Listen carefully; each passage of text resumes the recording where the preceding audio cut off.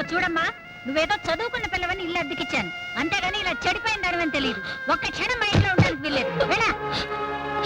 అయ్యో, ఉన్నట్టుండి వెళ్ళిపోమంటే నేను ఎక్కడికి వెళ్ళను. అది నన్ను అడుగుతావే? ఏమండి, ఎంతమంది చూస్తున్నారు, ఎవరో ఒకరితనికి నచ్చ చెప్పొచ్చు కదా. ఎవరు ముందుకు రాకపోతే నా గతి ఏమిటి? ఇప్పుడు నేను ఎవరిని?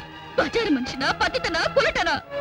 ఇదిగో రాంబాబు, మర్యాదగా నన్ను తీసుకెళ్ళి నీ ఇంట్లో పెట్టుకుంటావా లేదా? ఎక్కువగా మాట్లాడామంటే మెడకాయ మీద తలకాయ ఉండదు.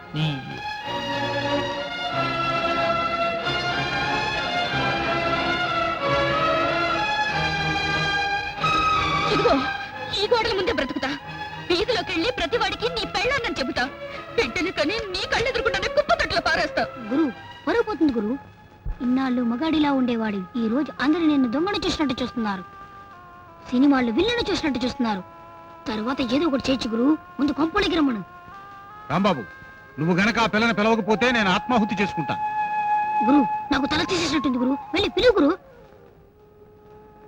నేను పిలవను, నువ్వే పిలవరా.